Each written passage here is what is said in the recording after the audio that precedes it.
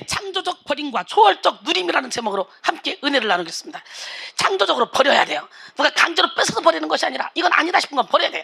내가 주인 삼은 모든 것 다 내려놔야 돼요. 먼저 그의 나라와 그의 의를 구해야 돼요. 그러면 하나님이 우리에게 모든 것을 더해 주십니다. 아멘. 기적의 하나님, 능력의 하나님은 살아계십니다. 내가 주인 삼은 모든 것 내려놓고 내 주 되신 주 앞에 나가 내가 사랑했던 모든 것 내려놓고 주님만 사랑해. 내가 주인 삼은 모든 것 내려놓고 내 주 되신 주 앞에 나가 내가 사랑했던 모든 것 내려놓고 주님만 사랑해. 주 사랑 거친 풍랑에도 깊은 바다처럼 나를 잠잠케 해. 주 사랑 내 영혼의 반석 그 사랑 위에 서리. 주 사랑 거친 풍랑에도 깊은 바다처럼 나를 잠잠케 해. 주 사랑 내 영혼의 반석 그 사랑 위에 서리. 아버지 사랑 내가 노래해. 아버지 은혜 내가 노래해. 그 사랑 변함없으신 거짓없으신 성실하신 그 사랑 상한 갈대 꺾지 않으시는 꺼져가는 등불 끄지 않는 그 사랑 변함없으신 거짓없으신 성실하신 그 사랑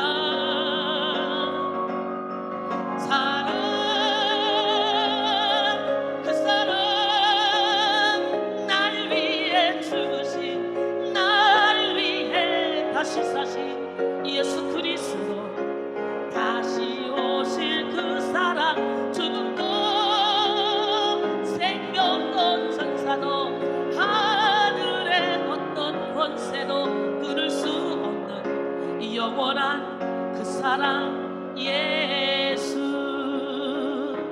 그 사랑 얼마나 아름다운지 그 사랑 얼마나 날 부엽게 하는지 그 사랑 얼마나 크고 놀라운지를 그 사랑 얼마나 나를 감격하게 하는지 그 사랑 날 위해 주신 날 위해 다시 사신 예수 그리스도 다시 오실 그 사랑 죽음도 생명도 천사도 하늘의 어떤 권세도 끊을 수 없는 이 영원한 그 사랑 예수. 그 사랑을 다 표현 못해도 나 표현하리라.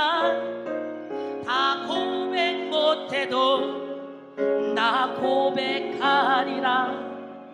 다 알 수 없어도 나 알아가리라. 다 닮지 못해도 나 닮아가리라. 그 사랑 얼마나 아름다운지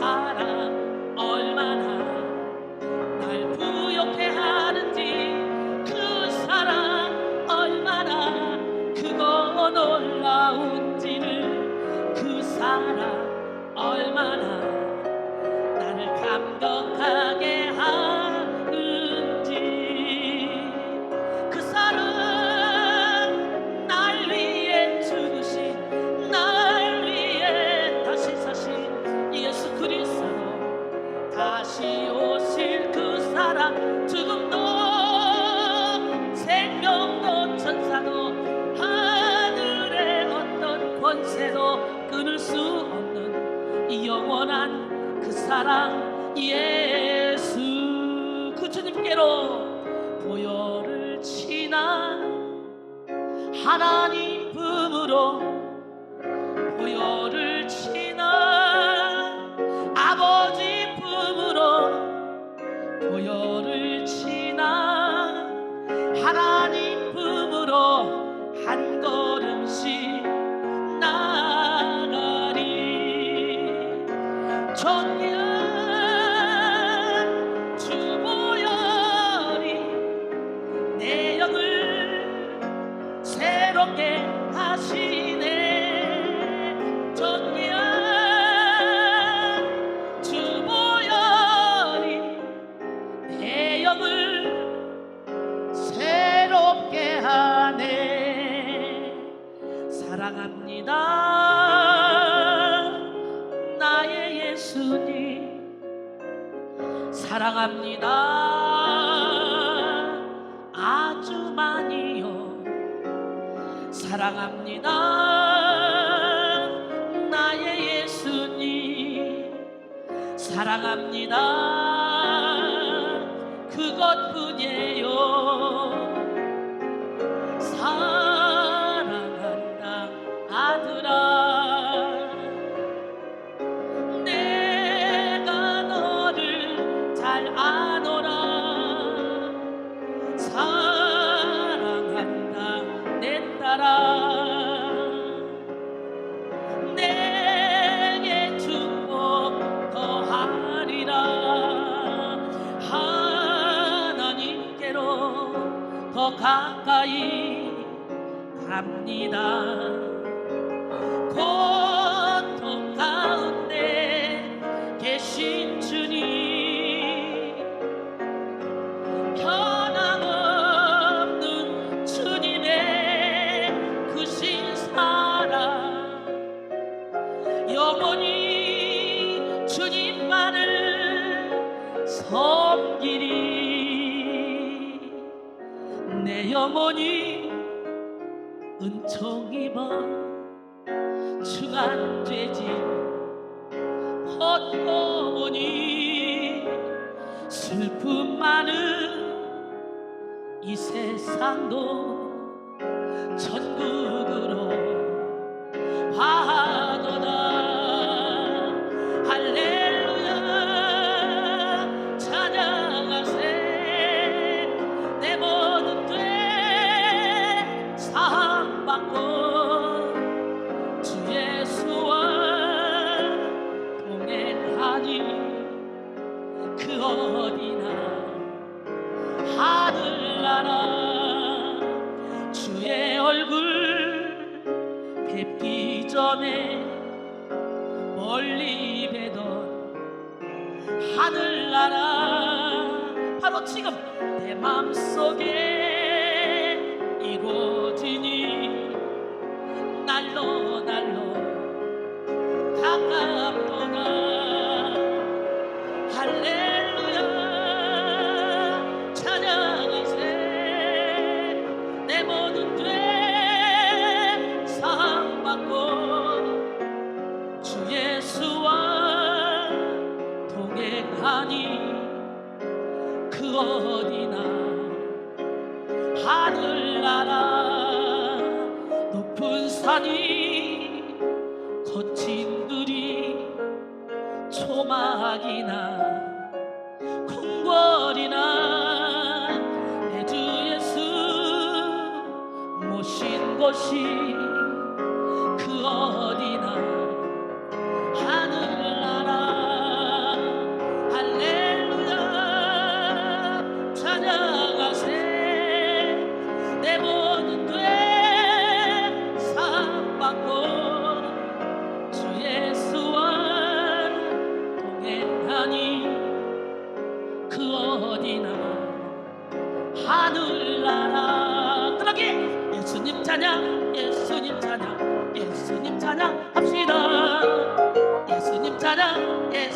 찬양, 예수님 찬양합시다.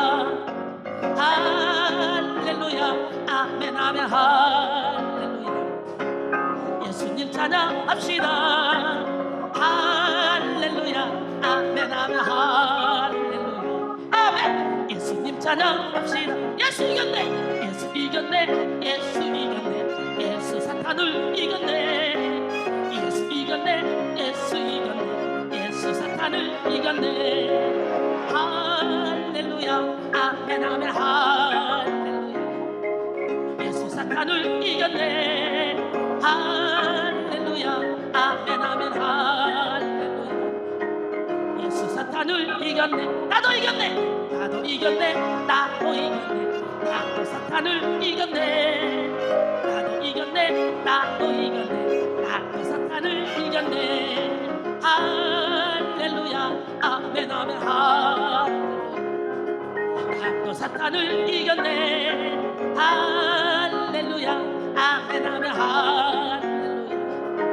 나도 사탄을 이겼네. 너도 이겼네. 너도 이겼네. 너도 이겼네. 너도 사탄을 이겼네. 너도 이겼네. 너도 이겼네. 너도 사탄을 이겼네. 할렐루야 아멘 아멘 할렐루야. 너도 사탄을 이겼네. 할렐루야 아멘 아멘 할렐루야. 너도 사탄을 이겼네. 예수님 권세. 예수님 권세. 예수님 권세. 예수님 권세. 내 권세. 아멘 아멘. 예수님 권세. 예수님 권세. 예수님 권세. 내 권세. 할렐루야 아멘 아멘 할렐루야. 예수님 권세. 내 권세. 할렐루야 아멘 아멘 할렐루야. 예수님 권세. 내 권세. 그러기에 나의 하나님, 나의 하나님, 그는 나의 여호와, 나의 구세주. 야. 요한복음 15장 1절로 2절. 나는 참포도나무여 내 아버지는 농부라. 무릇 내게 붙어있어 열매를 맺지 아니하는 가지는 아버지께서 그것을 제하여 버리시고 무릇 열매를 맺는 가지는 더 열매를 맺게 하려 하여 그것을 깨끗하게 하시느니라. 오늘 이 본문 말씀을 가지고 창조적 버림과 초월적 누림이라는 제목으로 은혜를 나눌 텐데요. 오늘 이 시간에 버릴 건 화끈하게 버려버려. 뭘 60년 정도 안 먹기 전에 인생자랑 끌어안고 그냥 그거 잃어버렸다고 울고 탄식하고 왜 그러고 살아요. 그냥 화끈하게 버리고 여러분이 영이 깨어나야 돼. 옆 사람은 영 깨라. 가장 큰 부자는 영의 부자입니다. 하버드 대학 나오면 뭐합니까? 박사가 10개면 뭐합니까? 영원히 곤고하면 아무것도 아니에요. 영이 깨어나서 항상 기뻐하고 쉬지 말고 기도하고 범사에 감사하며 살아간다면 이 사람은 누구보다도 더 부유한 자입니다. 예수님을 주인으로 모신 자, 아무것도 없는 같으나 모든 걸 가진 자입니다. 가난한 자 같으나 만사를 부유케 하는 자입니다. 할렐루야. 예, 무명한 자 같으나 유명한 자입니다. 죽은 자 같으나 살아있는 자입니다. 징계를 받는 자 같으나 죽임을 당하지 않습니다. 예, 그런 사람은 약한 자 같으나 강하게 멋지게 아름답게 살아갑니다. 예, 한번 웃고 가야 되겠죠. 버스 기사가 할머니를 태우고 지금 시골길을 가고 있습니다. 뒤에서 할머니들끼리 소곤소곤 뭐라고 말을 합니다. 그랬더니 어떤 할머니가요 툭툭 어깨를 칩니다. 그러더니 아몬드를 막 한 주먹을 줍니다. 그래서 버스 기사는요 그걸 먹으면서 신나게 운전합니다. 그랬더니 조금 있다 또 다른 할머니가 툭툭 치더니 아몬드를 또 한 주먹을 줍니다. 그래서 신나게 아 진짜 맛있다 그러면서 신나게 먹으면서 운전을 하고 갑니다. 그래서 또 세 번째 톡톡 치더니 또 한 주먹을 줘요. 그래서 아니 할머니 왜 아몬드를 자꾸 나한테 주세요? 그랬더니 할머니들이 뭐라는 줄 알아요? 우리는 이가 약해서 씹을 수가 없어. 아, 그럼 그 아몬드를 왜 사셨어요? 우린 초콜릿을 좋아하지. 그래서 초콜릿만 빨아먹고 주는 거야. 오늘은 창조적 버림과 초월적인 누림이라는 제목으로 함께 은혜를 나눌 텐데요. 오늘 무엇을 버려야 할지, 무엇을 버렸을 때 무엇을 누리게 되는지 오늘 말씀을 통해 깨닫고 화끈하게 확 버려버려. 누구처럼? 이수인처럼 모든 것을 다 배설물로 여겨버리고 배설물이면 이게 배설물이잖아. 이거 다 여러분 부계부의 권세의 모든 걸 다 배설물로 여겨버리고 표대를 향하여 주님께 발견되기 위해서 달려가는 거예요. 표대를 향하여 가는 거예요. 부르시면 상원에서 가는 거예요. 이것이 빌립보 3장 7절로 14절까지 말씀입니다. 그냥 내가 그냥 하는 말 같지만 다 성경을 그냥 입에서 막 쭈쭈쭈쭈 엮어서 나가는 거니까 무조건 아멘 아멘 아멘 하고 은혜를 받다 보면 여러분 영적으로 배불러거든요. 배부르다. 영적으로 풍족해서 가게 될 줄 믿습니다. 예, 오래전에 있었던 실화입니다. 아편을 밀수하여 큰 재물을 모아보겠다는 한 여인이 어린 아이, 아기를 등에 업은 채 그 안에다가 큰 아편 뭉치를 집어넣었어요. 그리고는 쫙 국경을 이제 통과해야 됩니다. 압록강을 건너는데요, 열차를 탔는데 이게 웬일입니까? 국경 세관원이 나타나 조사를 하는 거예요. 열차 안에서. 큰일 났습니다. 만절무절입니다 지금. 그녀는 침착하려고 애를 썼지만 도둑이 재발절인다고 막 어떻게 할 수가 없는 거예요. 도저히 견딜 수가 없는 거예요. 세관이 점점점 다가옵니다. 이걸 어떡하지? 이걸 어떡하지? 나 잡혀가는데 어떡하지? 애따 아편을 버리지 뭐. 그리고 딱 잡아가지고 던져봤습니다. 창가에 창문을 열고 창으로 확 던져버렸어요. 세관원이 앞으로 왔습니다. 가진 것이 없습니까? 저는 아무것도 가진 것이 없습니다. 이 어린아이밖에 없습니다. 그리고 어린아이를 내려놨는데 놀래봐 시작. 큰 아편 뭉치가 있고 어린아이를 던져버린 거예요. 이 여인은 아편을 버린다고 버렸는데 아편을 버리는 것이 아니라 자기가 가장 사랑하는 아기를 버렸던 것입니다.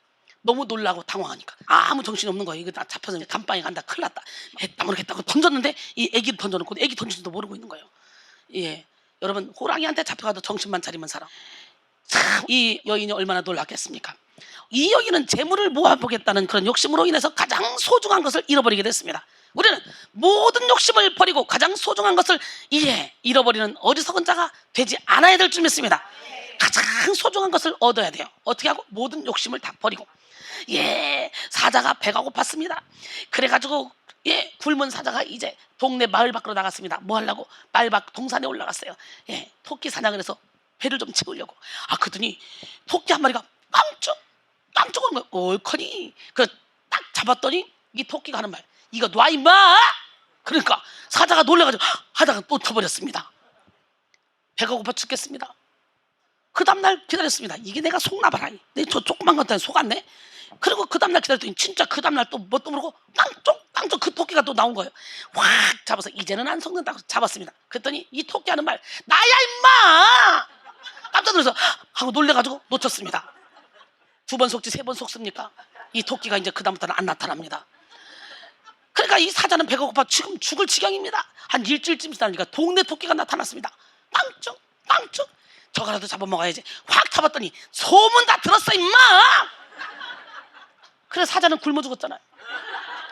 여러분, 이 여인처럼 아편을 밀수 안 하면 담력이 커야지.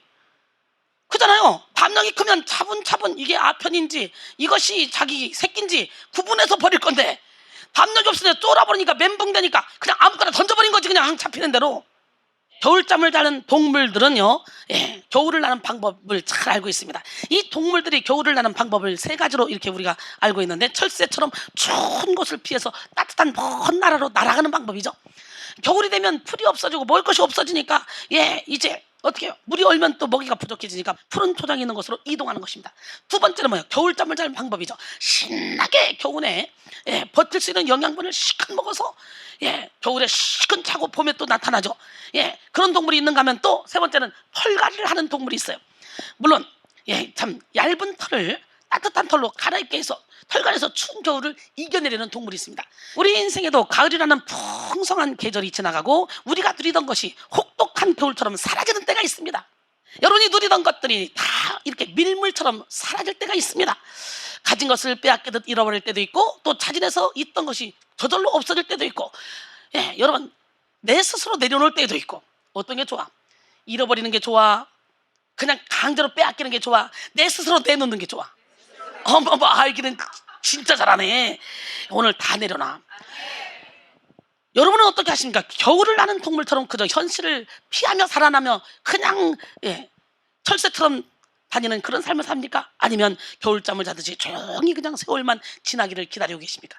아니면 털갈이하고 그 고난을 이겨내고 다시 멋진 삶을 펼쳐가는 그런 동물처럼 여러분들도 이렇게 무거운 털을 다 벗어버리고 가볍고 따뜻한 털, 밝고 아름다운 그런 털로 다시 입어서 새로운 계절을 맞이하시겠습니까? 어떻게 할 거예요? 털갈이 한다고 하면 돼. 뭐 이렇게 말이 많아. 육신의 옷을 벗어버리고 우리는 영적인 옷, 예수 그리스도로 옷을 입어야 돼요. 이 시간 크게 버림과 누림의 역설적인 두 단어를 비교하면서 깨닫는 은혜를 누리기를 원합니다. 먼저 버림은 또다시 비자발적인 잃어버림과 자발적인 잃어버림, 결국은 상실과 내려놓음, 이렇게 두 개로 나눠볼 수 있는데요. 즉, 내 의지와는 상관없이 하나님께서 비자발적으로 잃어버리게 하시고 상실케 하시면서 얻게 하시는 은혜가 있습니다. 또한 이를 통해 더욱더 자발적으로 버리게 하시고 또 내려놓게 하시는 더 큰 은혜를 경험케도 하십니다. 근데요, 우리는 자발적으로 내려놓는 삶을 살아야 상실을 겪지 않아요. 고난을 겪지 않아요. 그냥 알아서 켜야 돼요. 그래야 하나님이 주시는 축복 속에 행복하게 살아갈 수 있어요. 그것을 기억하고 날마다 내려놓는 훈련을 하시기 바랍니다. 제가 하나님께 부름받은 이후에 자발적으로 다 내려놨어요. 자발적으로 다 내려놓고 미친 듯이 할렐루야 하고 돌아다녔어요. 고린도전서 15장 31절에 형제들아, 내가 그리스도 예수 우리 주 안에서 가진 바 너희에 대한 나의 자랑을 두고 단언하노니 나는 날마다 죽노라. 고린도전서 10장 31절에 보니까 그런즉 너희가 먹든지 마시든지 무엇을 하든지 다 하나님의 영광을 위하여 하라. 그런 것처럼 저도 이렇게 살고 있어요. 저의 삶의 모든 초점은 설교하고 설교 준비하고 영혼 살리는 일, 그 외에는 아무것도 없어요. 막 설교 준비하다 보면 밥 먹을 시간도 없고, 진짜 밥도 어떨 때는 2분 3분 만에 먹고 어떨 때는 안 먹고 막 그냥 미친 듯이 여기만 집중하고 있어요. 여러분, 그렇기 때문에 제가 설교를 하면 설교하는 그 시간에 영혼들이 막 결박이 풀어지고 교만했던 사람들이 또 겸손해지고 그 말씀 듣던 중에 귀신들이 떠나가. 귀신은 꼭 배 눌러가지고 허허 이것만 해서 떠나가는 게 아니라 내가 깨달아지면 떠나가. 내가 교만했구나, 그럼 회개하면 떠나가. 내가 욕심이 많았구나, 욕심을 버려야지, 그럼 버리면 떠나가. 창조적인 버림. 하나님이 기뻐하지 않는 건 모든 것 내려놓으리라, 버리리라 작정하면 사단이가 더 이상 힘을 쓸 수가 없는 거예요. 사단이는 우리 안에서 어떻게 집을 씁니까? 시기, 질투, 미움, 다툼, 부정적인 생각을 가지고 천장을 만들고 바닥을 깔고 벽을 만들고 그러면서 우리 안에서 집을 지는 거예요.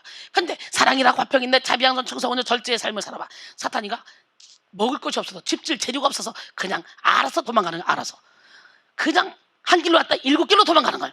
조정민 작가는 내려놓음의 끝에는 행복이 있다. 뭐가 있다고요?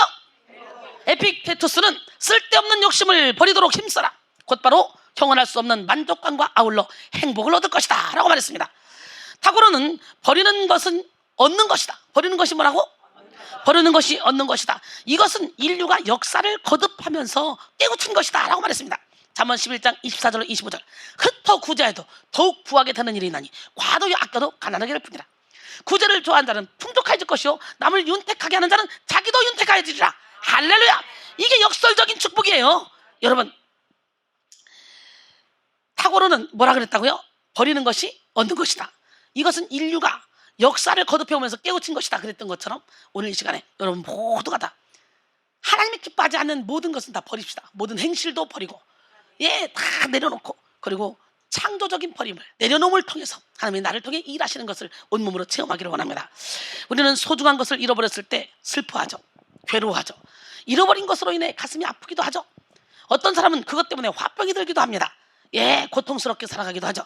잃어버린 것으로 인해 낙심하기도 합니다. 절망하기도 합니다. 사람들은 사람을 잃고서 세상을 살아갈 기쁨 또한 잃을 수도 있습니다. 내가 가장 사랑하는 사람을 잃어버리면 나도 죽어야지, 그리고 같이 자살하는 경우도 있잖아요. 세상을 다 잃어버리는 것처럼 느낄 수도 있습니다. 그러나 모든 것은 다 때가 있습니다. 전도서 3장 6절에 보니까 찾을 때가 있고 잃을 때가 있으며 지킬 때가 있고 버릴 때가 있다는 거죠. 그래서 전도서 3장 1절 이하에 쫙 보면 때에 대해서 나오는데, 오늘 우리는 하나님의 때를 바라봐야 돼요. 내 때가 아니라 하나님의 때. 이처럼 삶은 곧 잃어버림의 역사입니다. 에덴 동산에서 선악과를 따먹은 그런 불순종의 죄로 말미암아 인간은 생명을 잃어버린 아주 죽음의 벌을 받게 된 거죠. 아담과 하와가 그 죄를 지음으로 말미암아 그 결과 에덴 동산에서 쫓겨나서 낙원을 잃어버렸습니다. 인간은 아름다움을 잃어버렸습니다.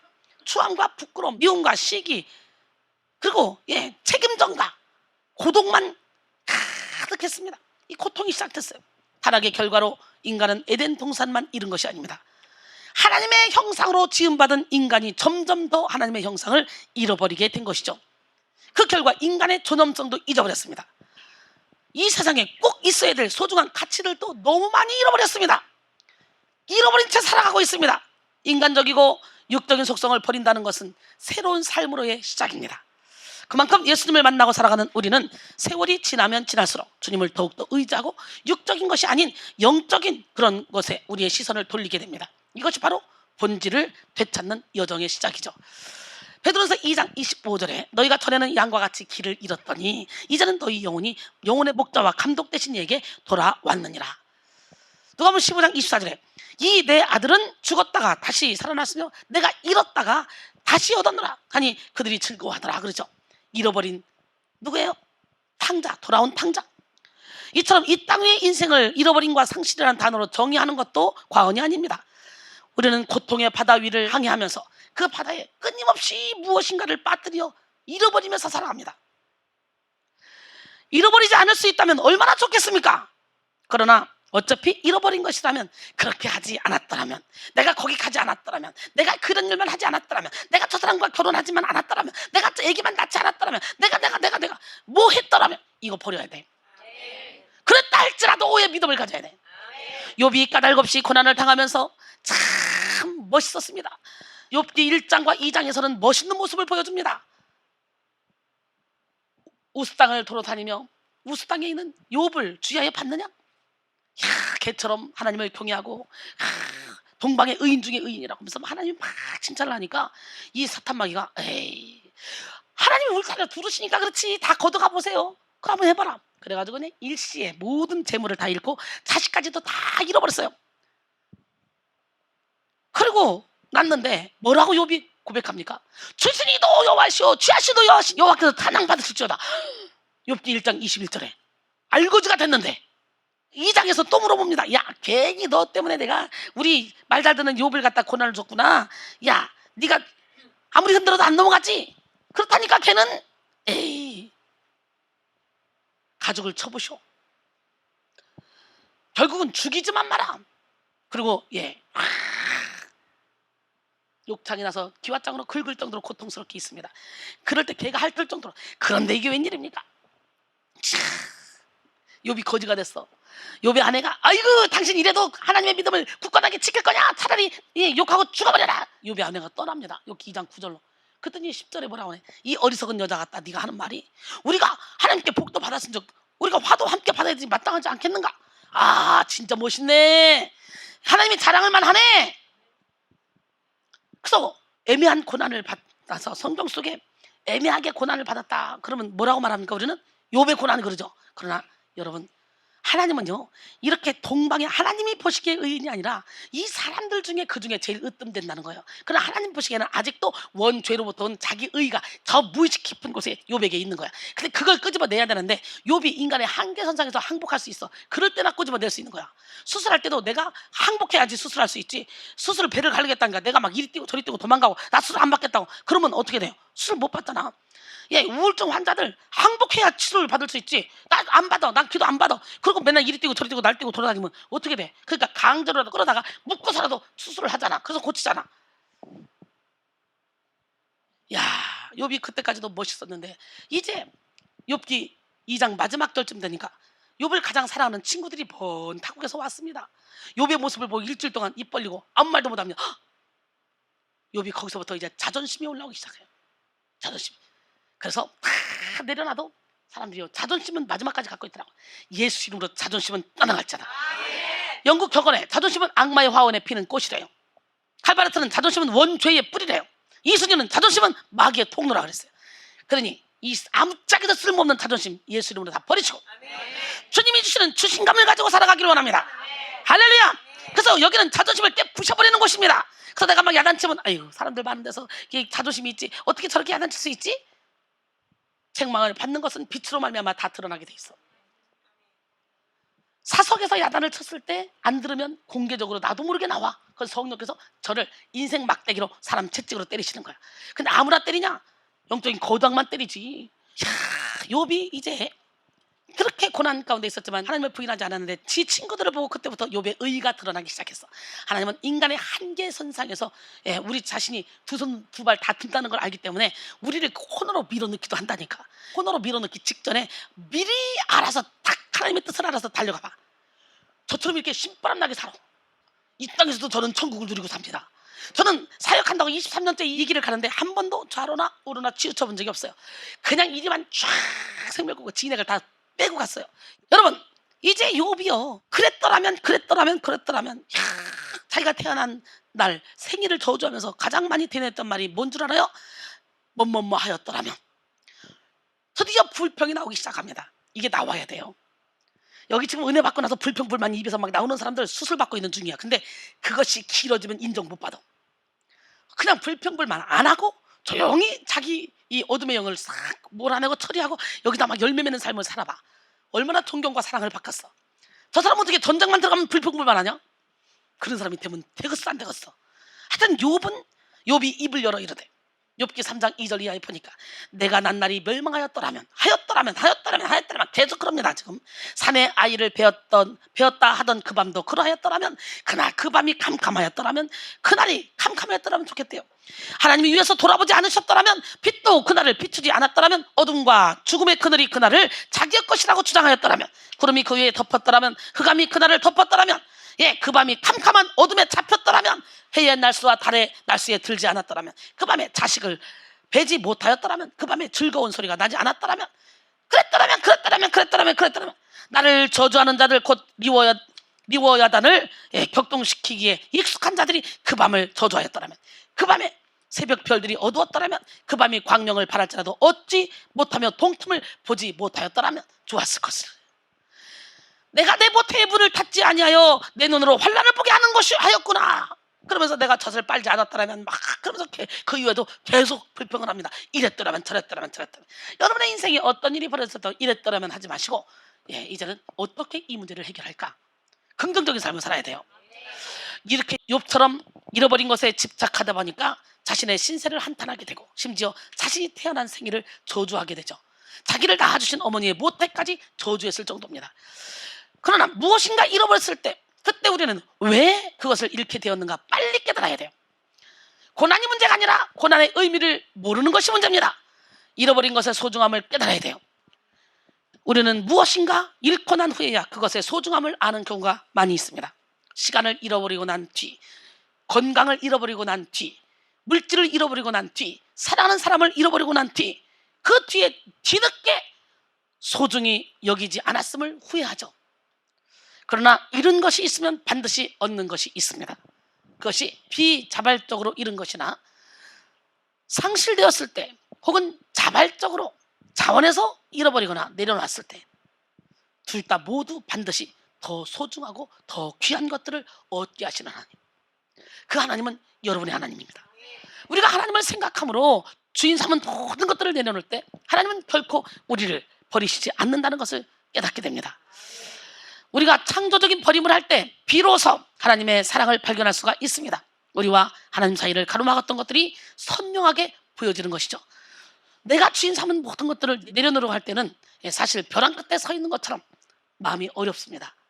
내려놓고 싶지 않습니다. 그러나 하나님은 인간의 한계 선상에서 만나주시고, 우리 인간의 한계 선상을 뛰어넘어 누리게 하시는 초월적인 축복을 예비하고 계시다는 거지. 내가 이것만은 한데 하고 내려놓는 그 순간부터 하나님은 더 큰 것으로, 더 좋은 것으로 우리에게 갚아주시는 좋으신 하나님. 고린도전서 4장 9절에 보니까 내가 생각하건대 하나님이 사도인 우리를 죽이기로 작정된 자같이 끄트머리에 두셨음에 우리는 곧 세계 곧 천사와 사람에게 구경거리가 되었노라.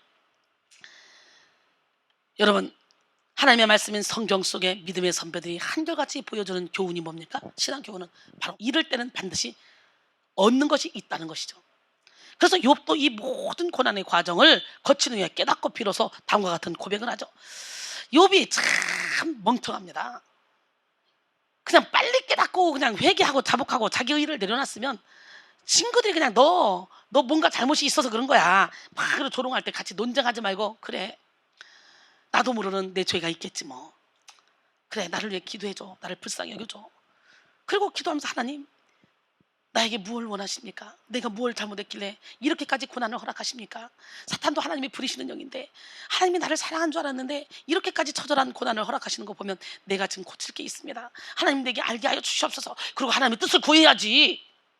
자꾸 친구들하고 논쟁할 것이 아니라 자꾸 논쟁하니까요. 젊은 사람 엘리후가 그럽니다. 아이고 속 터져 죽겠네. 이 노인네들이 지금 뭐 하는 거야?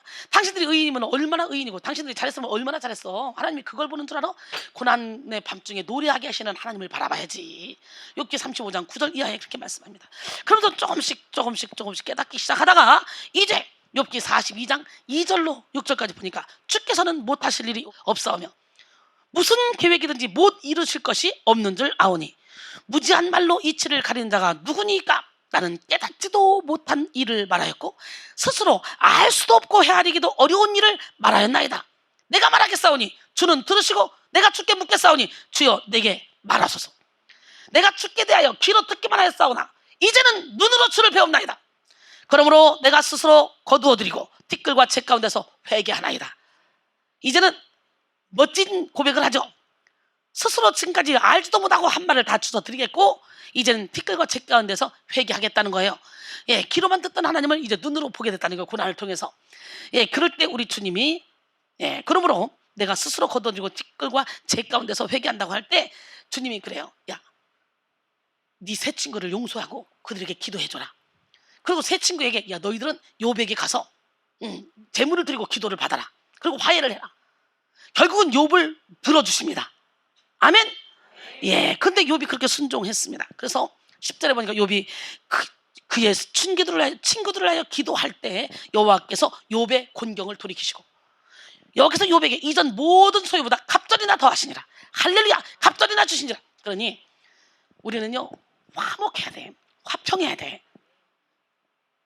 니들이 봐, 하나님이 나 잘했다잖아. 니들이 잘못이라잖아. 이것들이 그리고 나 기도 안 해줘. 그러면 이런 갑절의 축복을 못 받는 거예요. 그러니까 욥의 세 친구들한테는 야, 욥이 아니가 너희들이 잘못이야. 빨리 가서 재물을 가져가서 욥에게 기도받아. 욥아, 쟤들을 용서해주고 기도해줘. 그래가지고 화해시킨 다음에 하나님께서 갑절의 축복을 줘. 오늘 용서하지 못하는 사람이 있습니까? 사랑하지 못하는 사람이 있습니까? 오늘 이 시간에 용서하고 사랑하시기 바랍니다. 하나님은 공평하신 하나님이시기 때문에 우리가 회개하고 돌아서기만 하면 우리의 잃은 것보다도 더 귀한 것을 주시는 좋으신 분입니다. 이런 믿음을 가져야만 잃어버린 상실의 아픔으로 끝나지 않고 더 귀한 것을 얻게 되는 그런 의미 있는 잃어버림이 됩니다. 할렐루야. 그리고 이러한 의미 있는 잃어버림을 통해 더욱더 자발적으로 더 많은 것들을 내려놓게 되고 미련 없이 버릴 수 있게 됩니다. 그러므로 우리 모두 잃은 것이 있으면 반드시 얻는 것이 있음을 확신하고 잃은 것으로 끝나지 않고 반드시 잃은 것보다 더 유익한 것으로 얻는 그런 거룩한 욕심을 품기를 바랍니다. 베드로서 4장 12절로 13절 자녀들아, 사랑하는 자들아, 너희를 연단하려고 하는 불시험을 이상한 일을 당하는 것 같이 이상히 여기지 말라. 오히려 너희가 그리스도의 고난에 참여하는 것으로 즐거워하라. 이는 그의 영광을 나타내실 때에 너희로 즐거워하고 기뻐하게 하려 함이라 그랬어요. 시편 119편 71절 그리고 92절에 보니까 고난 당한 것이 내게 유익이라. 이로 말미암아 내가 주의 율례들을 배우게 되었나이다. 주의 법이 나의 즐거움이 되지 않았다면 내가 내 고난 중에 멸망했으리라 그랬어요. 어떤 사람이 건강을 잃었습니다. 의사가 하는 말이 회복이 쉽지 않다고 했습니다. 건강이 급격히 나빠져서 생명이 위험할 수도 있으니 조심하라는 청천벽력과 같은 그런 의사의 진단을 듣고서 어찌할 바를 몰랐습니다. 청천벽력 아세요? 안 돼요. 통과. 나도 모르는데. 순간 그동안 바쁘게 열심히 달려온 자기 인생이 주마등처럼 스쳐 지나갔습니다. 옆도 보지 않고 뒤도 돌아보지 않고 앞만 보고 달려온 삶이었습니다. 그런데 지금 건강을 잃고 나니 바쁘게 살 때 떠오르지 않던 생각들이 막 떠오릅니다. 돌아보지 않던 삶의 발자국을 돌아보게 됩니다. 그리고 건강 회복을 위해서 무엇을 해야 할 것인가 생각하게 됩니다. 그리고 만약 건강이 회복되지 않으면 나에게 남은 삶의 시간이 얼마나 될까 생각하게 되죠. 바쁘게 살 때는 그저 하루하루 아무 생각 없이 오직 일과 생업에 매달려 살았는데 이제는 하늘을 바라보게 되었습니다. 주변 사람들을 바라보게 됐습니다. 그전에는 길을 갈 때 수많은 사람들을 봐도 그냥 무의식적으로 그냥 얼굴도 보지 않고 스쳐 지나갔습니다. 이제는 길을 갈 때 사람들을 바라보면서 이제는 그 사람들의 얼굴을 보면서 저 사람은 정말 행복할까? 저는 웃는 미소 속에 슬픔을 보게 되고 저 사람은 나처럼 건강의 문제는 없는가? 생각하게 되고 종종 떨어지는 낙엽을 보면서 내가 저 낙엽처럼 떨어질 때가 있을 텐데 라는 생각도 하며 살게 되었습니다. 또한 내가 이렇게 살다가 죽으면 정말 인생을 잘 살았다고 할 수 있을까? 나는 그동안 무엇을 위해 그렇게 살아왔는가? 내가 정말로 의미 있는 그런 삶을 살았는가? 내게 앞으로 의미 있는 것은 무엇인가? 이와 같은 질문도 자주 하게 되었어요. 그리고 하루하루를 살아가면서 예전과 다른 마음 자세를 가지고 시간을 사용하게 되었습니다. 물질을 사용하게 되었습니다. 그는 건강을 잃었지만 삶의 목적과 의미를 얻으려고 했죠. 그래서 그동안 움켜쥐려고 했던 모든 것을 내려놓고 그동안 잊고 살았던, 그런 잃어버리고 살았던 소중한 것들을 다시 얻게 되었습니다. 여러분들도 그냥 생업에 종사하며 내 삶 바빠서 옆 좌우 살펴볼 틈이 없었다면 오늘 시간에 멈추세요. 브레이크를 걸어야 돼요. 그래서 우리의 삶은 하나님 사랑, 이웃 사랑이야. 저 같은 경우는요, 시간 가는 줄도 몰라. 저는 어디다 하나님께 올인하고 영혼 살리는 데만 올인해가지고 저같이 이렇게 집중하는 건 좋은 거죠. 얼마나 저를 통해 많은 영혼들이 살아납니까? 앞으로도 우리는 이 땅에 살면서 어쩌면 수많은 것들을 잃어버리거나 상실하는 아픔을 겪으면서 살게 될 것입니다. 내가 원하든 원치 않든 잃어버리는 것이 있을 거예요. 그러나 우리는 잃어버린 것에 대한 안타까움이나 슬픔이나 괴로움보다는 오히려 잃어버린 것에 대해서 헤어나지 못하는 고통스러운 그런 어리석은 삶을 살기보다는 더 유익한 것을 얻기 위해서 하나님이 내게 예비하신 축복이 무엇인가? 실패는 성공의 어머니라고 그랬는데 이 잃어버림을 통해서 하나님이 내게 누리게 하시는 것은 무엇인가? 그걸 찾아야 될 줄 믿습니다. 그래서 영원한 것을 얻어야 돼요. 그래서 천국에 들어갈 때 천국에 필요한 소중하고 영원한 가치가 있는 것이 뭔지 그걸 바라보고 천국에 상급을 쌓고 가야 되는데 그 상급은, 가장 가치 있는 상급은 뭐냐? 영혼 살리는 거예요. 다른 거 다 필요 없어. 영혼 살리는 거. 우리 하나님은 물으셔요. 내가 너에게 맡겨준 영혼 어떻게 하고 왔냐? 그러니 우리는 무엇보다도 영혼 살리는 일에 우리의 시간과 물질과 노력을 다 쏟아 부어야 될 줄 믿습니다. 우리 하나님은 누구 하나님? 우리가 잃어버린 것이 있을 때 하나님은 반드시 우리에게 유익한 것을 주실 것입니다. 우리가 성공을 위해서 힘을 구하였을 때 하나님은 오히려 우리의 힘을 빼기도 합니다. 힘을 잃게도 하셔서 오히려 지금보다 더 약하게 만들어서 우리에게 겸손하고 순종한 삶을 살게 하셔서 하나님께서 대신 우리를 통해 일하십니다. 하나님, 사랑의 은사를 주세요. 그러면 오히려 내가 도저히 살아가지 못할 사람을 앞에 갖다 놓습니다. 하나님, 용서하게도 하세요. 그러면 도저히 내 힘으로는 용서할 수 없는 사람을 앞에 갖다 놔요. 그러고 테스트하십니다. 하나님, 힘 주세요. 그러면 힘을 빼버립니다. 그리고 테스트하셔요. 그때 우리는 합격해야 돼. 할렐루야. 시편 107편 10절로 14절, 사람이 흑암과 사망의 그늘에 앉으며 곤고와 쇠사슬에 매임은 하나님의 말씀을 거역하며 지존자의 뜻을 멸시함이라. 그러므로 그가 고통을 줘 그들의 마음을 겸손하게 하셨으니 그들이 엎드러져도 돕는 자가 없었도다. 이에 그들이 그 환난 중에 여호와께 부르짖음에 그들의 고통에서 구원하시되 흑암과 사망의 그늘에서 인도하여 내시고 그들의 얼고맨 줄을 끊으셨도다 그랬어요. 우리가 큰 일을 할 수 있는 그런 건강을 구했을 때 오히려 하나님께서는 건강을 잃게 하셔서 질병을 통하여 건강과 생명의 주인이 누구이신지를 깨닫게 하기도 합니다. 내가 살아가는 순간순간들을 소중히 여기는 그런 마음을 주십니다. 사도 바울처럼 건강을 잃게 하셔서 교만한 마음을 갖지 않도록 만들기도 하십니다. 고린도서 12장 1절 이하에 보면 사울이 3층까지 갔다 왔어요. 내가 몸 안에 있었는지 몸 밖에 있었는지 나는 알 수 없다. 그 얘기를 2번씩이나 합니다. 저 역시 몸 안에 있었는지 몸 밖에 있었는지 알 수 없을 정도로 영육이 분리되는 그런 체험을 많이 했습니다. 고린도서 12장 7절로 10절 보니까 이제 이렇게 엄청난 영적인 세계에 들어갔다 온 사도 바울이 혹시라도 교만해질까 봐 우리 하나님은 그에게 고난을 허락했어요. 여러 계시를 받은 것이 지극히 크므로 너무 자만하지 않게 하시려고 내 육체의 가시 곧 사탄의 사자를 주셨으니 이는 나를 쳐서 너무 자만하지 않게 하려 하심이라. 이것이 내게서 떠나가게 하기 위하여 내가 3번 주께 간구하였더니 나에게 이르시기를 내 은혜가 내게 족하도다. 이는 내 능력이 약한 데서 온전하여짐이라 하신지라. 그러므로 도리어 크게 기뻐함으로 나의 여러 약한 것들에 대하여 자랑하리니 이는 그리스도의 능력이 내게 머물게 하려 함이다. 그러므로 내가 그리스도를 위하여 약한 것들과 능력과 궁핍과 박해와 곤고를 기뻐하노니 이는 내가 약한 그때의 강함이라. 할렐루야. 우리 하나님은 누가 하나님? 죄를 통해 온 병이든 하나님이 영광 받기 위해서 온 병이든 하나님이 다 고쳤어요. 그러나 지금 이 사도 바울에게는 일부러 사탄의 사자를 주고 안질인지 간질인지 모르지만 이 질병을 주고 그걸 고쳐주지 않네. 그러니 우리 하나님은 어떤 질병이든지 다 고칠 수 있는 분이지만 때로는 우리가 자만하지 않게 하기 위해서 우리에게 이렇게 사탄의 사자를 줄 수도 있다는 걸 깨닫고 기도해도 병이 안 고쳐지면 그냥 하나님 감사합니다.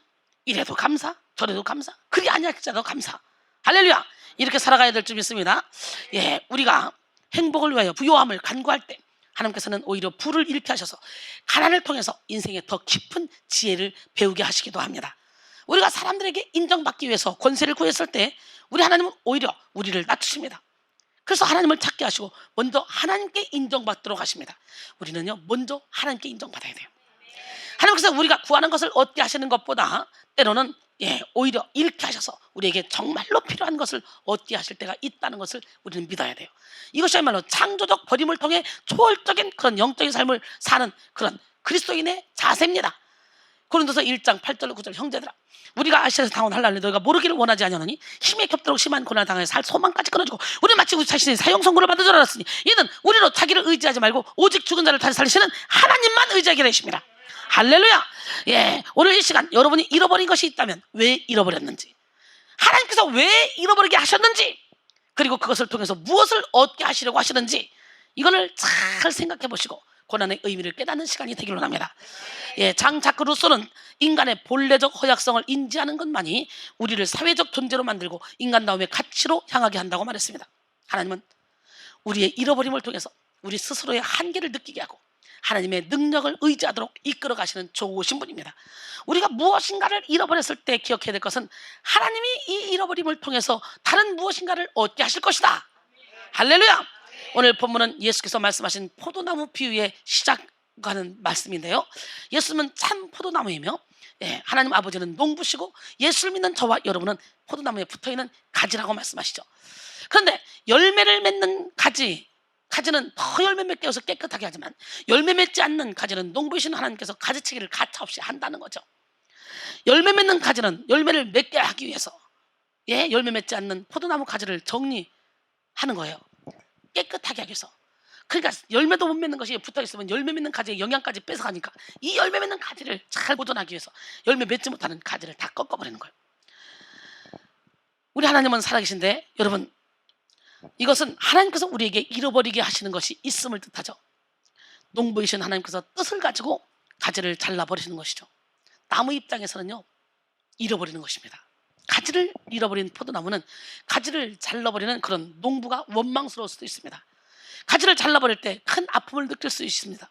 느끼죠. 자신에게서 떨어져 나가는 고통을 겪게 될 것입니다. 그러나 농부 입장에서는 그렇게 해야만 좋은 열매를 거둘 수 있기 때문에 가지치기를 하는 거예요. 가지치기를 하지 않고도 열매를 많이 거둘 수 있고 열매도 크고 특산품이 될 수 있다면 농부 입장에서 왜 쓸데없이 가지치기를 하겠습니까?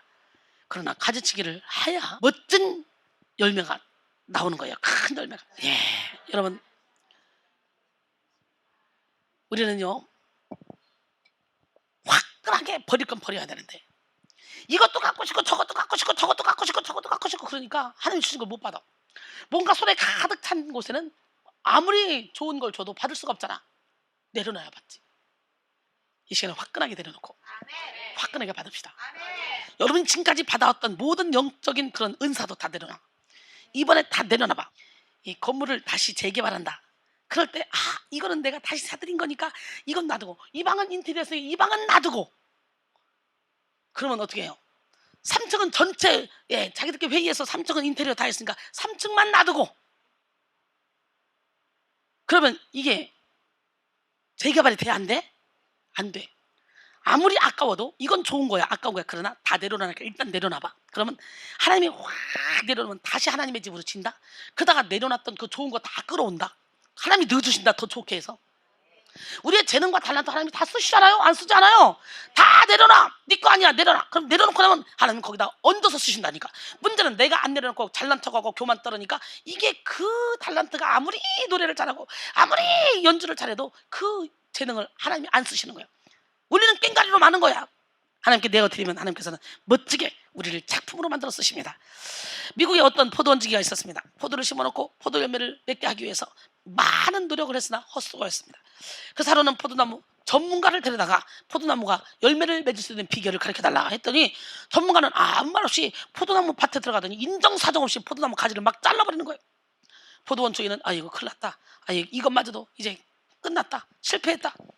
그렇게 산식했는데 주인의 예상과 다르게 가을이 되자 포도 열매가 그냥 막 잘 열려서 대풍작을 거두었습니다. 대풍작의 비결은 포도나무 가지를 사정없이 가지치기 했던 거예요. 그렇습니다. 우리의 신앙도 마찬가지입니다. 그리스도 안에서 풍성한 열매를 맺으려면 과감하게 버릴 거는 버려야 됩니다. 할렐루야. 자를 건 잘라야 됩니다. 하나님이 주시는 초월적인 은혜를 누리기 위해서는 우리가 쥐고 있는 것들을 다 버려야 돼. 이처럼 잃은 것이 있으면 반드시 얻는 것이 있습니다. 그렇다면 잃어버리는 것은 창조적인 잃어버림이요, 그가 얻는 것은 세상의 법칙과 원리를 초월하여 살 수 있는 영적인 삶을 누리게 된 축복입니다. 할렐루야. 우리가 버릴 때 하나님께서 일하십니다. 버림으로, 내려놓음으로 주님의 크신 은혜를 누립시다. 하나님이 강제로 뺏어가는 것이 아니라 내 스스로 자원해서 내려놓읍시다. 예, 비자발적인 내려놓음이 아니라, 상실함이 아니라 그냥 내 스스로 내려놓는 것. 우리가 버릴 때 하나님께서 일하시기 때문에 여러분, 잃어버린 것을 생각하면서 한탄하지 말고 그 잃어버린 것을 창조적으로 해석해서 그것을 통해 세상을 초월적으로 극복하며 더 행복하게 살아갈 것을 기대하는 기적의 주인공이 되기를 합니다. 이사야 55장 6절로 9절. 너희는 여호와를 만날 때 찾으라. 가까이 계실 때 그를 부르라. 악인은 그 길을, 불의한 자는 그 생각을 버리고 여호와께로 돌아오라. 그리하면 그가 긍휼히 여기시리라. 우리 하나님께로 돌아오라. 그가 너그럽게 용서하시리라. 이런 내 생각이 너희 생각과 다르며 내 길은 너희 길과 다름이다. 여호와의 말씀이니라. 이는 하늘이 땅보다 높은 같이 내 길은 너희 길보다 높으며 내 생각은 너희 생각보다 높음이니라 그랬어요. 하나님께서는 우리의 유익을 위해서 잃어버리게 하시는 것이 있습니다. 뭘 위해서? 우리의 유익을 위해서, 인생의 성공을 위해서 반드시 잃어버려야 될 것이 있는데요. 첫 번째, 조급증입니다. 뭐요? 예, 내 마음대로 되지 않을 때 느끼는 조급함이란 우리의 영혼을 갉아먹는 원흉입니다. 우리는 우리의 때가 아니라 하나님의 때를 기다려야 돼요. 우리가 그릇만 준비되면 하나님은 반드시 우리에게 가장 좋은 것을 주시는 그런 분이에요. 3살 먹은 애가 엄마 김장할 때 채 쓰는 거 보니까 참 소리가 좋네. 따가따가따가 나도 할 수 있으니까 무 하나 주고 부엌칼 주세요. 잘 가는 거로 주세요. 잘 드는 거로 줘. 어떻게 손 다 잘라. 맞아. 5살 먹은 애가 엄마, 아빠가 저 오토바이 타는 거 보니까 멋있어 보여. 나도 타고 싶으니까 저 오토바이 아빠 거 똑같은 거 나 하나 사줘봐. 야, 우리 집이 재벌인데 그까짓 거 못 사주냐? 그거만 사주겠냐? 아빠가 타는 벤츠도 사줄게. 걔는요 죽어요.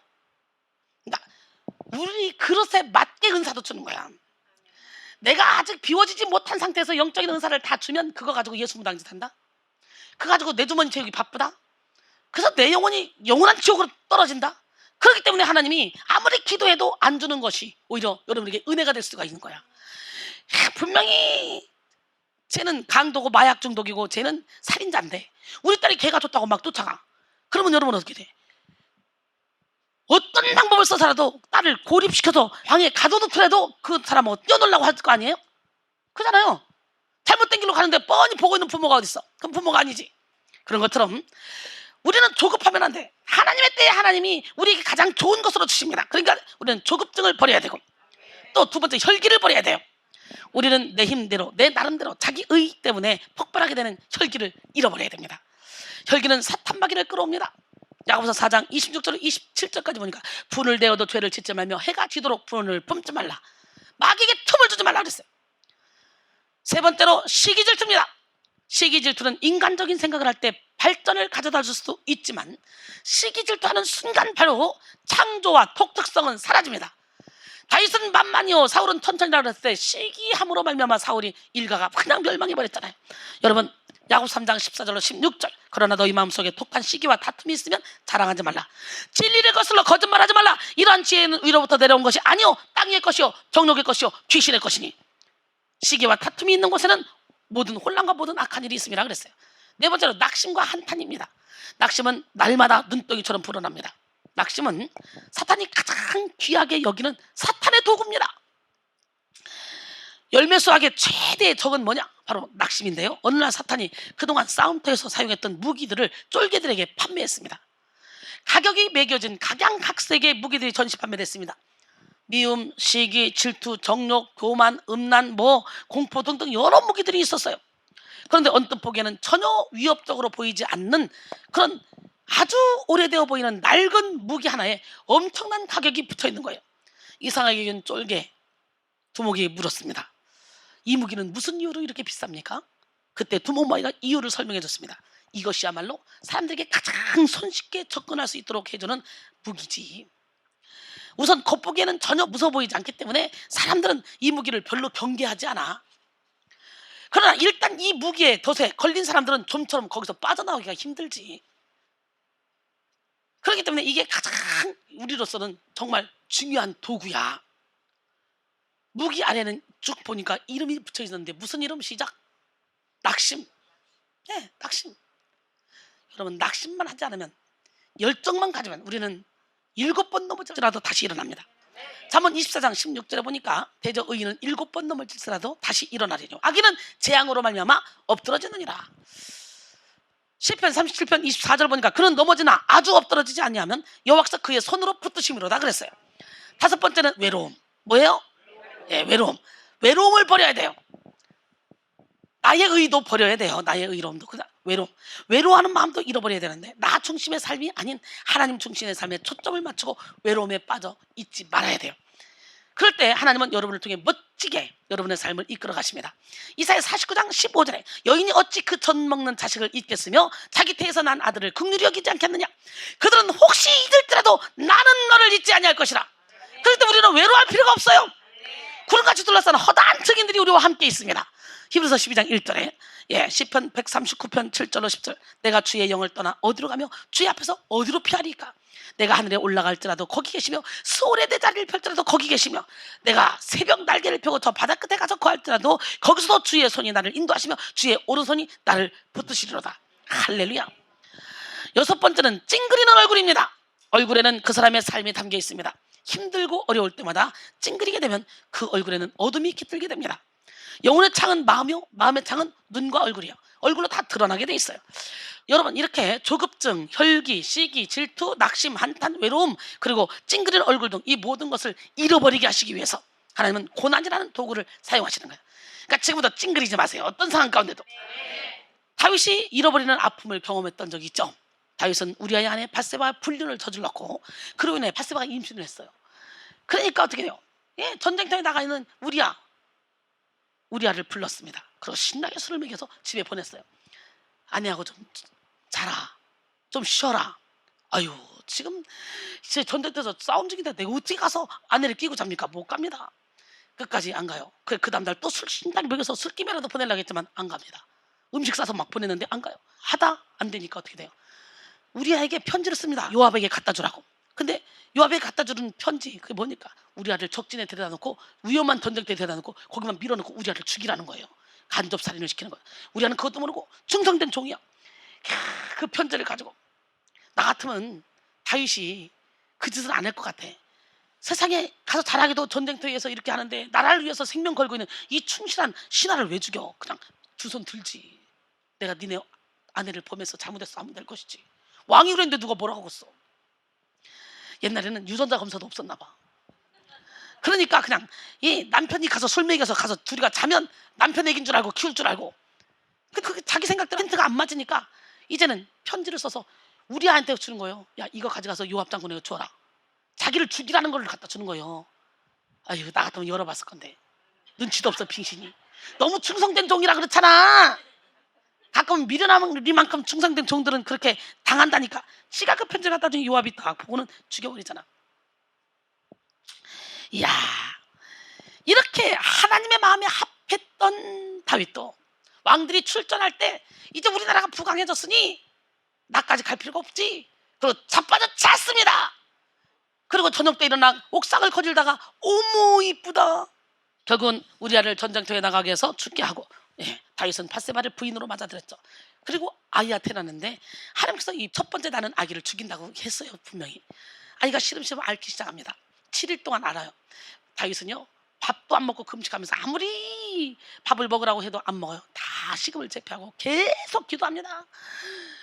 슬퍼합니다. 아파합니다. 그러더니 7일 만에 애가 죽었다는 소리를 듣고 나서 벌떡 일어나더니 샤워를 하더니 밥을 먹고 막 이러는 거예요. 그러니까 신하들이 이상하잖아요. 아니 죽었는데 너무 냉정해 보이지 않아요? 죽기 전에는 그렇게 막 몸부림쳐 기도하더니 죽고 나니까 막 신나게 죽는 날을 기다린 것처럼 막 이발을 하고 막 수염을 깎고 막 옷을 입고 막 돼지처럼 막 먹어. 막 어떻게 된 겁니까 이게?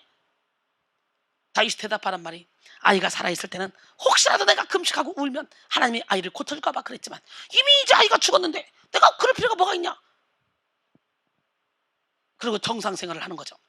다윗의 이런 모습을 보면 다윗이 굉장히 냉정한 사람이 아닌가 라는 생각을 하게 되지만 다윗은 결코 냉정한 사람이 아닙니다.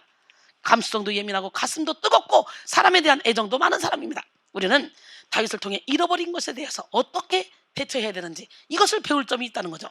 되돌릴 수 없는 것, 잃어버려서 상황이 끝난 것, 이것에 대해서는 그것에 집착해서는 안 된다는 거예요. 어떤 사람은 건강을 잃거나 물질을 잃거나 사랑하는 사람을 잃고서 다른 사람을 탓하면서 상처 주고 흠집 내고 서로 붙잡고 고통의 늪으로 끌고 들어가는 경우가 참 많이 있습니다. 그것에서 헤어나오지 못하는 사람이 많이 있죠. 그렇게 하면 점점 더 많은 것을 잃게 된다는 것을 알지 못한 채 말입니다.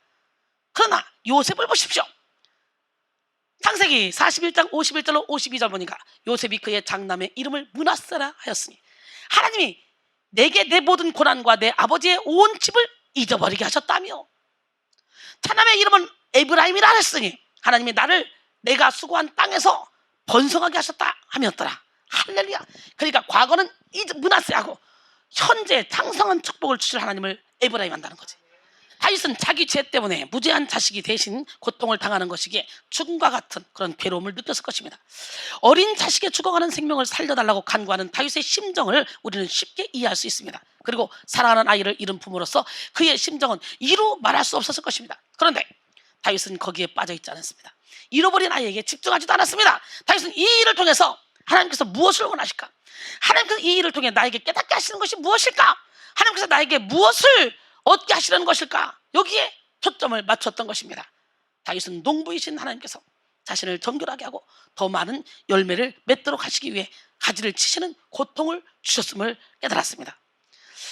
하나를 잃게 하셔서 더 많은 것을 얻게 하시는 하나님의 손길을 깨달았다는 것이죠.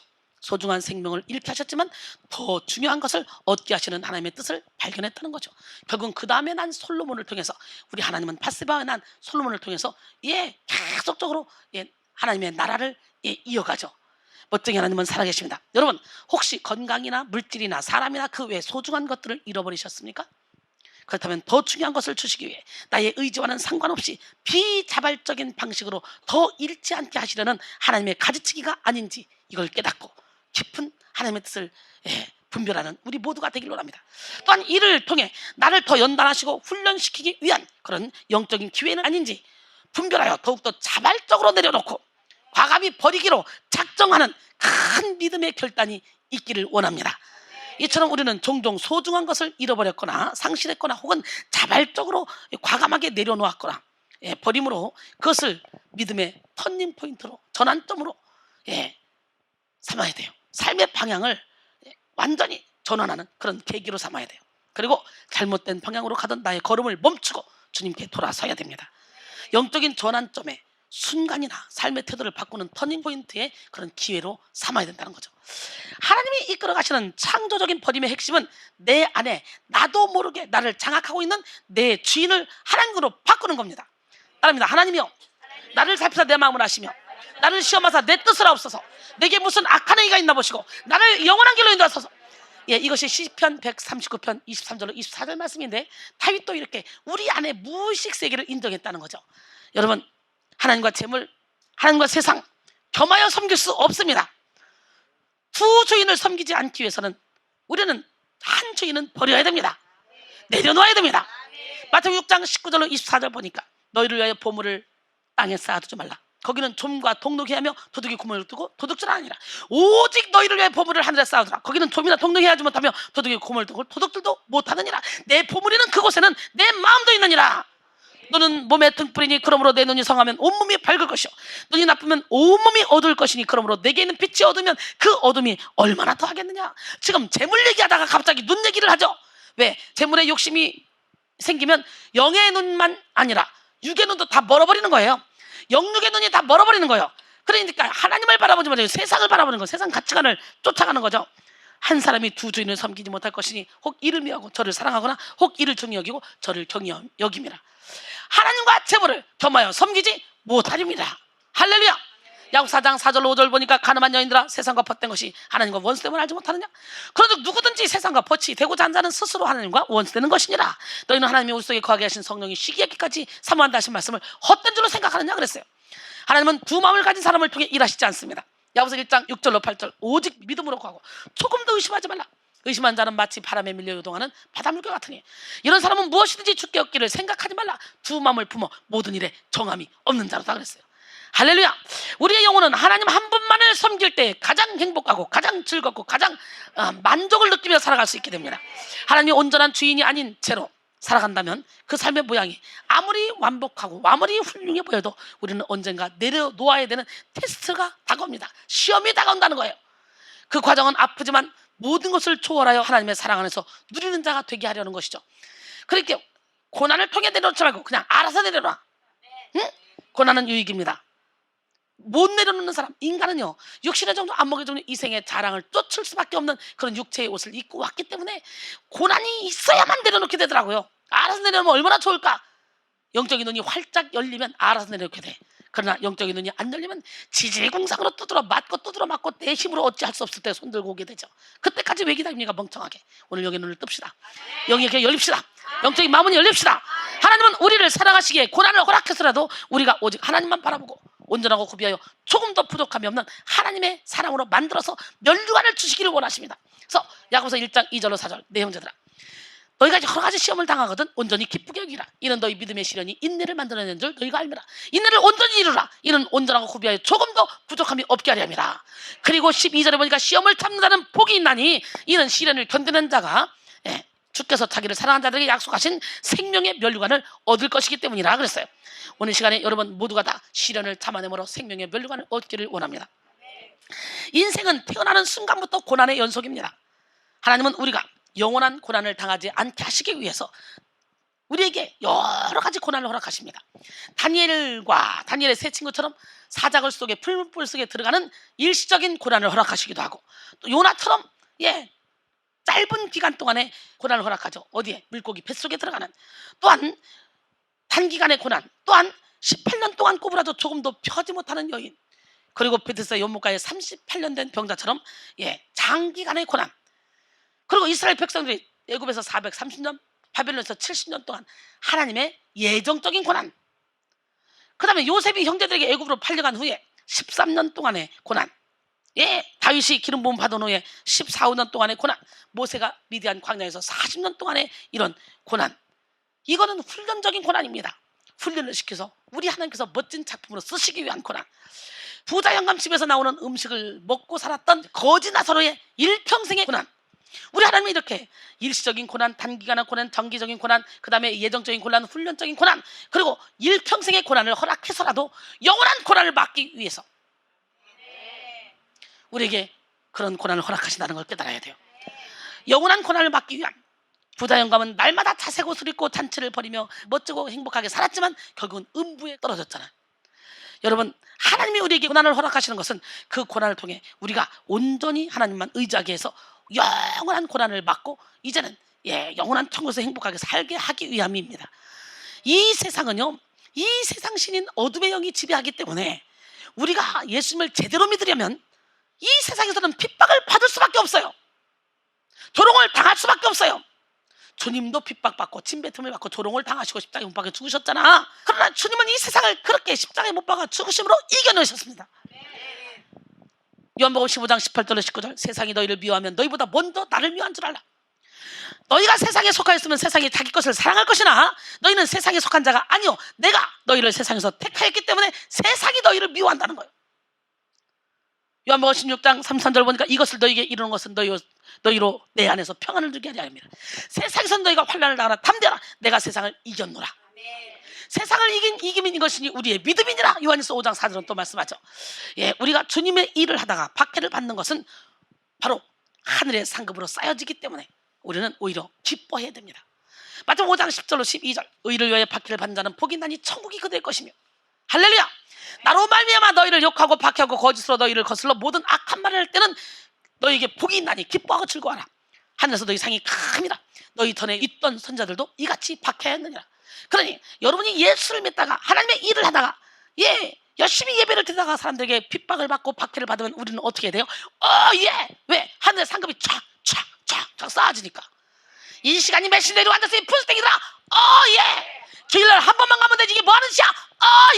이제 낮밤으로 한다고 난리 났다. 의를 위하여 박해를 받는 자 하늘에서 상이 크다는 거예요. 원수가 자기 집안 식구다. 은혜 받으려고 해봐. 누가 난리야. 신랑이 난리, 각시가 난리, 자녀가 난리, 부모가 난리. 너 광신자구나. 너 이상하게 데 빠졌구나. 너 이단에 빠졌구나. 야, 어떤 예배당이 맨날 예배를 드리냐. 그런 데가 어딨냐. 왜? 기뻐하고 즐거워하라고 했잖아. 하늘에서 상이 크다 했잖아. 이 땅에서는 우리가 고난을 당한다고 분명히 주님이 말씀했기 때문에 여러분이 확실히 이 말씀만 붙잡고 있으면요, 어떤 상황 가운데서도 좌절하지 않습니다. 여러분, 우리는 항상 인생의 단맛만을 원하지. 그냥 단맛만을 항상 행복하기를 원하지. 여러분, 항상 햇빛만 쨍쨍해봐. 땅 다 말라서 짝짝 갈라지고 아무 야채도 자라지 못하고 우리 살 수 없어요. 맞아 안 맞아? 그래서 우리는 예수님을 주인으로 모시기만 했다면 어떤 고난도 합력하여 선을 이루어주실 주님을 믿고 항상 기뻐하고 시험하고 기도하며 범사에 감사하는 삶을 살기를 원합니다. 로마서 8장 28절에 우리가 알거니와 하나님을 사랑하는 자 곧 그 뜻대로 부르심을 입은 자들에게 모든 것이 합력하여 선을 이루느니라. 할렐루야. 누가복음 15장에는 잃었다가 다시 찾은 아들의 비유, 속칭 탕자의 비유가 나오죠. 이 비유에 나오는 둘째 아들은 아버지의 유산을 미리 챙겨가지고 간섭받고 싶지 않아. 그래서 아버지를 떠나 형 곁을 떠나 타국으로 갑니다. 나름대로 성공해 보려고 갑니다. 거기서 호랑방탕하게 살아요. 그러다가 돈을 다 날려버리고 이제는 그 나라가 가뭄이 왔습니다. 먹을 것도 없습니다. 돼지 치는 집에 가서 돼지를 치는데 이제는 돼지 지원료도 안 줍니다. 이러다가 굶어 죽겠구나. 내 아버지 집에는 그래도 품꾼들이 먹을 것은 충분히 먹지 않는가. 내가 아버지의 품꾼 중에 하나로 써달라고 그러고 가야지. 그리고 그 고난 가운데 처절하게 죽기 직전에 거짓 신세로 돌아옵니다. 그러나 아버지는 먼 발치에서도 보고 그 돌아온 탕자를 끌어안고 아버지 나를 종의 품꾼의 하나로 써주세요. 그러든 말든 관계없이 싹 다 벗겨서 목욕을 시키고 가락지를 끼우고 옷을 입혀 아들의 신분을 쫙 이렇게 다시 높여줍니다. 오늘 하나님 앞에 무릎 꿇어요. 할렐루야. 하나님이 다 회복시켜줄 줄 믿습니다. 여러분 하나님의 자녀로 삼아줄 줄 믿습니다. 할렐루야.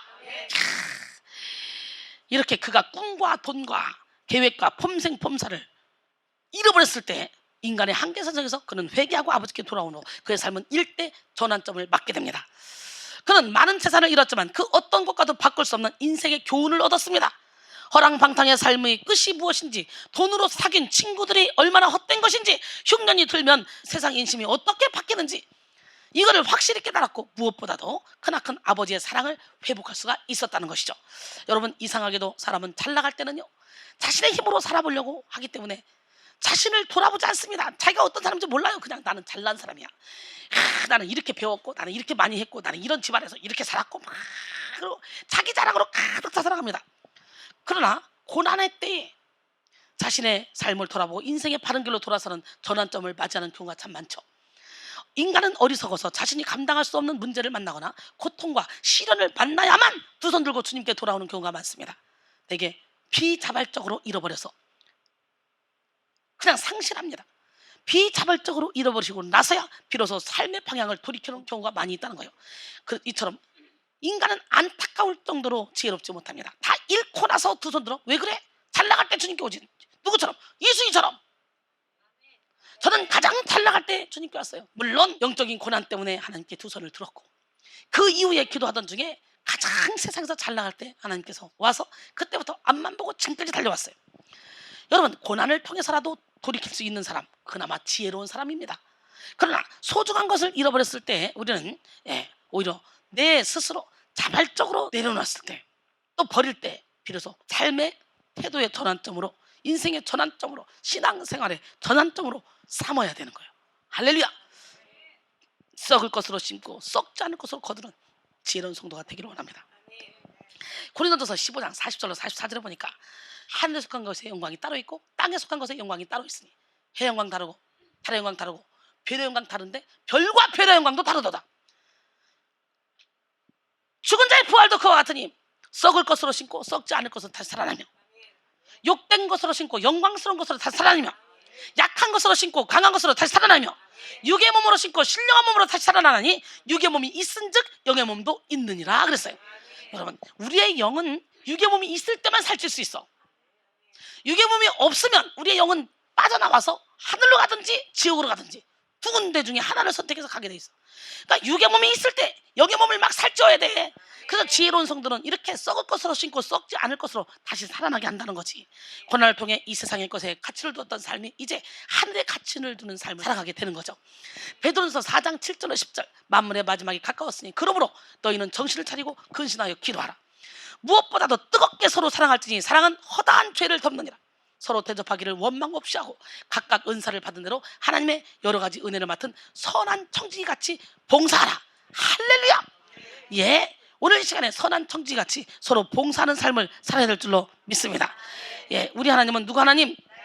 예, 고린도서 5장 1절에 보니까 만일 땅에 있는 우리의 장막집이 무너지면 하나님께서 지으신 집 곧 손으로 지은 것이 아니요 하늘에 있는 영원한 집이 우리에게 있는 줄을 아느니라. 할렐루야. 우리는요 죽는 것이 아닙니다. 예수님의 사랑의 너비와 길이와 높이와 깊이를 깨달아 사랑으로 충만해지면요 그 예수님의 사랑은 율법의 완성입니다. 로마서 13장 10절에 보니까 사랑은 이웃에게 악을 행하지 않나니 그러므로 사랑은 율법의 완성이라 했어요. 그렇기 때문에 예수님의 사랑이 나를 강권하잖아요. 죽음 두렵지 않습니다. 고린도전서 15장 55절로 56절, 사망아 너희 승리가 어디 있느냐. 사망아 내가 쏘는 것이 어디 있냐. 사망이 쏘는 것은 죄요 죄의 권능은 율법이라. 율법의 완성이신 주님이 내 안에 계신데, 죄를 이기신 주님이 내 안에 계신데 내가 왜 죽음이 두렵습니까? 우린 죽지 않습니다. 육신의 옷을 벗을 뿐입니다. 육신의 옷을 벗으면 영원한 집이 우리를 기다리는데 왜 아직도 육신의 정욕, 안목의 정욕, 이생의 자랑을 바라보며 땅만 바라보고 사냐고. 안타깝게 빨리 천국의 보험을 들어야지. 이 땅에 여러분 살면 얼마나 살겠냐고. 멀쩡한 사람도 갑자기 심장마비로 죽을 수 있고 교통사고로 죽을 수 있고 강도 만나 죽을 수 있는데 우리는 모두가 다 시한부 인생을 삽니다. 저는 그래서요 암병 걸린 사람들을 보면요 당신은 복 받았다 그래요. 제가 그래요. 역설적이죠. 야, 당신은 정말 복 받은 사람에 감사하세요. 왜? 암병 걸린 사람은 그래도 죽음을 생각해보고 자기의 삶을 과거를 돌아보고 내가 잘못 살았는 거 추스리고 죽을 생각을 준비를 조금씩 합니다. 근데요 무방비 상태로 전혀 병이 없이 건강하게 살던 사람 갑자기 그냥 개죽음을 당할 수도 있어. 이 사람은 영지옥이지. 그러나 암병을 걸린 사람은 그 병 때문에 내세를 준비하게 되는 거지. 그냥 복이야 아니야? 솔직히 얘기해봐. 복이에요. 영적으로 여러분이 모르기 때문에 우리는 예수 안에만 있으면 어떤 상황 가운데 있다 할지라도 우리는 축복받은 사람, 우리는 부자라는 걸 알아야 돼요. 그래서 육신의 장막집이 딱 벗어지면 속사람, 그래서 우리는 내면이 강건해야 돼. 속사람이 강건해야 돼. 진짜 나는 속사람이야. 영성으로는 내 속사람을 건강하게 강건하게 키우는 겁니다. 진짜 나를 찾아가는 겁니다. 내가 가짜 나를 얼마나 많이 만들어 놓은 줄 알아요? 여러분 안 해요. 개체가 엄청 많습니다. 다 버려야 돼요. 다 가시옷을 벗고 다 가면 벗고 척척박사하게 다 벗고 진짜 나를 찾아가야 돼요. 가시옷을 하도 많이 입어서 진짜 나는 눌려가지고 어디 있는지도 몰라. 나도 못 찾아. 킬미힐미처럼 결국은 본인이 누군지도 모르고 살아. 오늘 그 본인을 찾아내기 위해서 제가 깨지자, 부서지자, 무너지라, 죽어라 이렇게 말씀드리는 거예요.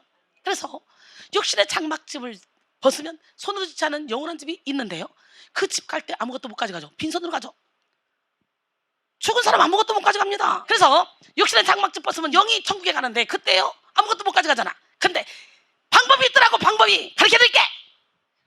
계시록 14장 13절에 보니까 또 내가 들으니 하늘에서 음성이 나서 이르되 기록하라. 지금 이후로 주 안에서 죽는 자들은 복이 있도다 하심에 성령이 이르시되 그렇다. 그들이 수고를 그치고 쉬리니 이는 그들이 행한 일이 그들을 따릅니다. 노래 발작. 우리는 죽으면 아무것도 못 가져가는데 우리가 행했던 일이 우리를 따라온다네. 엄매나 세상에 이 좋은 거를 얼마나 행했어? 이거 행하긴 뭘 행해. 먹고 살기도 바빠 죽겠는데 이거 참나. 계시록 22장 12절에도 보라 내가 속히 오리니 내가 줄 상이 내게 있어 각 사람에게 그가 행한 대로 갚아주리라.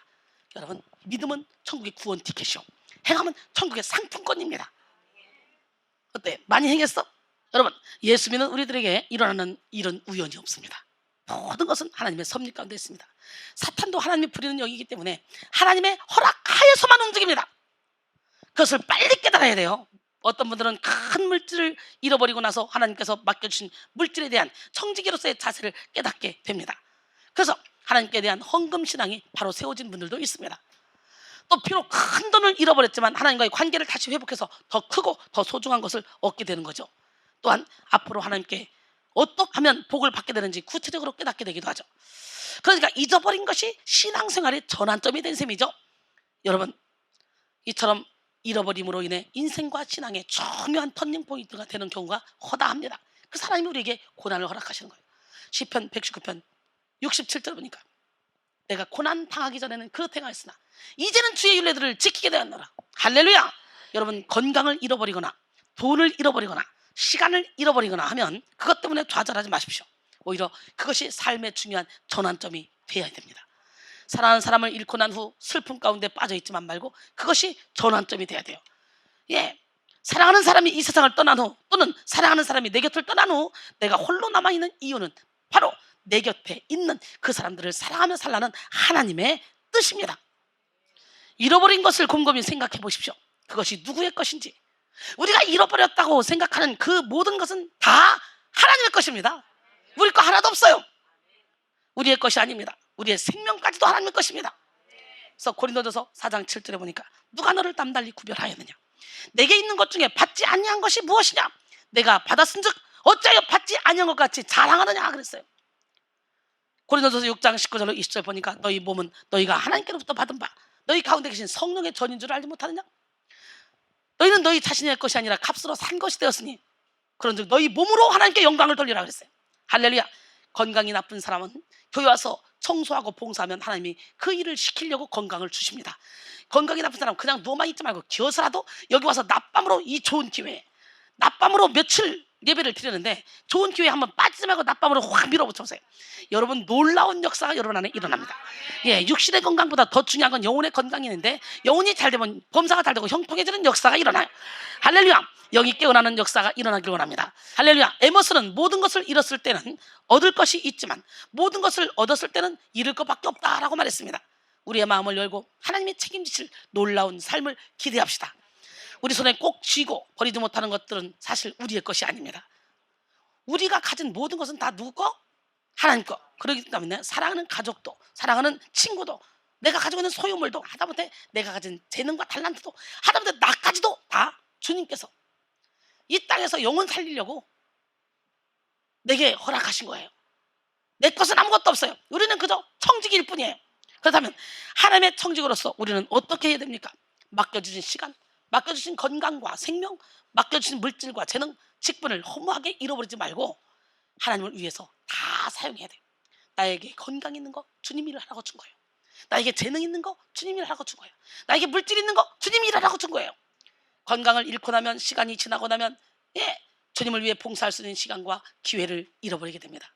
주님을 위해 봉사하고 싶어도 전도하고 싶어도 예물을 드리고 싶어도 잃어버리고 나면 드릴 수 없을 때가 있습니다. 하나님께서 맡겨주신 물질과 재능을 허망하게 잃어버리면 하나님을 위해 사용할 수 없죠. 그러면 영원한 상급이 없는 거예요. 결국은 여기서 열심히 하나님을 위해 헌신하고 수고하는 건 하늘에 내 상급을 쌓는 거예요. 심지어 막연한 그런 예측할 수도 없는 우리의 미래와 장래에 대한 두려움까지도 싹 다 내려놓고 버려야 됩니다. 두려움이 어떤 죄인 줄 알아요? 계시록 21장 8절에 보니까 그러나 두려워하는 자들과 흉악한 자들과 살인자들과 믿지 않는 자들과 점술가들과 우상숭배자들과 거짓말하는 자들은 불과 유황으로 타는 못에 던져지니 이것이 둘째 사망이라. 두려워하는 자와 거짓말을 앞뒤로 놓고 이 안에 흉악한 범죄자들 넣죠. 그러니까 우리는 두려워하는 것은 죄가 아니다, 거짓말하는 건 죄가 아니다 생각하지만 거짓의 아비로부터 왔어. 그건 사탄의 속성이야.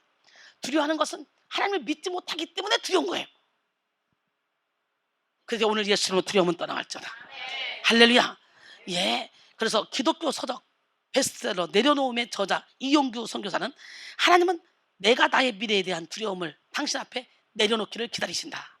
나는 누구를 그리고 무엇을 두려워하는가, 이것이 그 사람의 삶의 방향과 방식을 결정한다라고까지 말했습니다. 오늘 시간에 우리는요 온전히 하나님만을 바라봐야 돼요. 히브리서 12장 1절 2절. 그러므로 우리에게 구름같이 둘러싼 허다한 증인들이 있으니 모든 무거운 것과 얽매이기 쉬운 죄를 벗어버리고 인내로서 우리 앞에 당한 경주를 하며 믿음의 주요 또 온전케 하시는 이인 예수를 바라보자. 그는 그 앞에 있는 기쁨을 위하여 십자가를 참으사 부끄러움을 개의치 아니하시더니 하나님 보좌 우편에 앉으셨느니라. 할렐루야. 결론적으로 여러분은 잃어버려서는 안 되는 것을 얼마나 많이 잃어버리고 살았습니까? 그러나 낙심하지 마십시오. 포기하지 마십시오. 하나님께서는 우리가 무엇인가 잃어버렸을 때 반드시 유익한 것을 얻게 하십니다. 지금은 잃었지만 또 다른 것을 찾게 하십니다. 이처럼 모든 인간의 삶은 나의 의지와 상관없이 비자발적으로 하나둘 잃어버리며 하나둘 때로는 상실하며 살아갑니다. 그러나 더 복된 삶은 말씀의 진리를 빨리 깨닫고 속히 하나님 앞에서 과감하게 자발적으로 내려놓는 거예요. 자발적으로 내려놓고 버리고 더욱 귀한 것들을 얻고 누리며 살아가는 그런 삶이 복된 삶입니다. 예수 그리스도를 따르는 길은 고난과 축복, 핍박과 약속, 버림과 누림이 결합되어 있는 길입니다. 고난 없는 축복, 버림 없는 누림은 십자가의 길과 상관없는 길입니다. 하지만 우리가 동시에 잊지 말아야 할 것은 그 길이 고난과 버림으로만 이루어진 길이 아니라는 것이죠. 죽어서 천국 가기 위해서 살아있을 때는 이를 악물고 고통을 참으며 고생하기만 하는 그런 길이 아닙니다. 우리는 이 땅에서도 천국을 누려야 됩니다. 이 땅에서의 누림, 이 땅에서의 축복이 있습니다. 하나님이 함께 하시는 소소하거나 때로는 놀라운 그런 경험들과 성령께서 주시는 깊은 위로와 평안, 그리고 믿음의 교제를 통하여 얻게 되는 기쁨이 있다는 거죠. 여러분, 무엇보다도 약한 나를 세우시고 변화시켜서 주님을 따르게 하시는 하나님의 큰 은혜가 있습니다. 그래서 우리는 이 길을 함께 걸어갈 수가 있는 거예요. 무엇인가 잃어버렸을 때 절망하지 마십시오. 포기하지 마십시오. 낙심하지 마십시오. 영적인 눈을 뜨고 그리고 초월적인 삶을 살아가게 하시는 하나님을 바라보십시오. 할렐루야. 그리고 인간적이고 세속적인 삶의 태도와 방향을 이제 믿음의 태도와 방향으로 바꾸십시오. 세상에 가치관을 줬다면 이제는 하나님께 가치관을 두십시오. 그래서 고난을 여러분의 인생의 터닝포인트로 삼으셔서 성실한 하나님의 청지기로서 역할을 감당하고 하나님께서 주실 축복을 받아서 마음껏 행복을 누리는 축복의 통로가 되기를 주님의 이름으로 축원합니다. 창조적 버림과 초월적 누림이라는 그런 제목으로 함께 은혜를 나눴는데, 우리는 창조적으로 버릴 때 누리게 되는 거예요. 흩어 구제할 때 더욱 구하게 되는 일이 있는 거예요. 내가 죽고자 하면 사는 거예요. 하나님의 밀이 땅에 떨어져 죽지 않으면 하늘 그대로 있지만 죽으면 많은 열매를 맺는데요. 우리 철저히 나는 죽고 예수로 삽시다. 옆 사람은 우리 죽읍시다. 깨집시다. 부서집시다.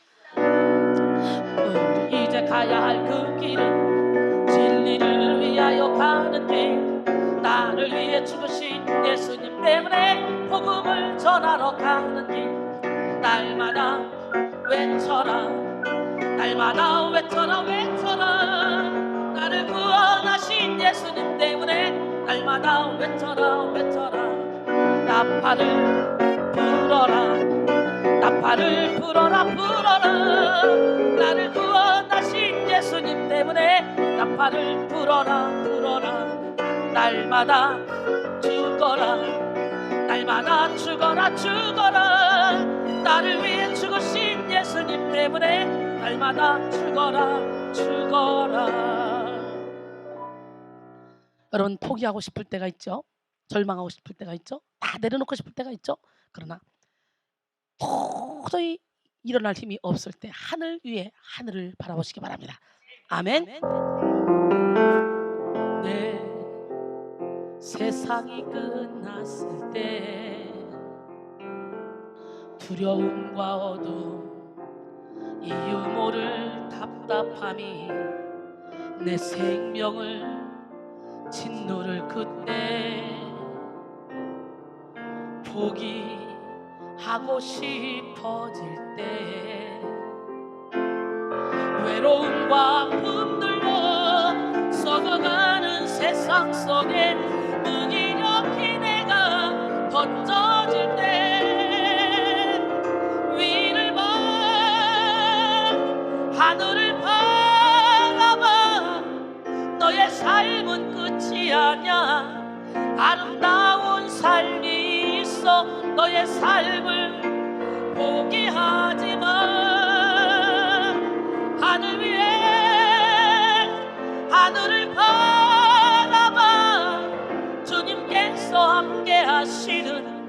참 의미의 세상을 봐 너의 눈물 닦으시고 용서하는 예수를 봐 포기하고 싶어질 때 외로움과 품들로 썩어가는 세상 속에 무기력히 내가 던져질 때 위를 봐 하늘을 바라봐 너의 삶은 끝이 아냐 아름다운 삶이 있어 너의 삶을 포기하지 마 하늘 위에 하늘을 바라봐 주님께서 함께 하시는 참 의미의 세상을 봐 너의 눈물 닦으시고 용서하는 예수를 봐 아멘이십니까? 예, 더 이상 살 소망이 없을 때 우리는 위를 봐야 돼요. 하늘을 바라야 돼요. 나 여호와는 치료의 여호와니라 말씀하셨어요. 너희는 세상의 빛이라 산 위에 있는 동네가 숨겨지지 못할 것이요 사람이 등불을 켜서 말 아래 듣지 아니하고 등경지 되나니 이러므로 집안 모든 사람에게 빛이니라 이와 같이 너희 빛이 사람 앞에 비치게 하여 그들로 너희 착히 하는 것이고 하늘에 계신 너희 아버지께 영광을 돌리게 하라 했어요. 우리 하나님 멋쟁이 하나님 누가 하나님 영혼의 샘가가 있습니다. 우리만 부르는 찬양이 있어요. 여러분들 영혼의 샘에 왔다면 그 노래는 알고 가야 돼. 제 사역을 그대로 가사로 해서 만든 찬양이 있습니다. 주님을 갈망하는 자에게 주여 은혜를 베푸소서 지치고 상한 영혼들에게 주님의 손을 얹으소서 치료의 하나님 기적의 하나님 이곳에 하늘의 문을 여서서 영혼의 새 솟아올라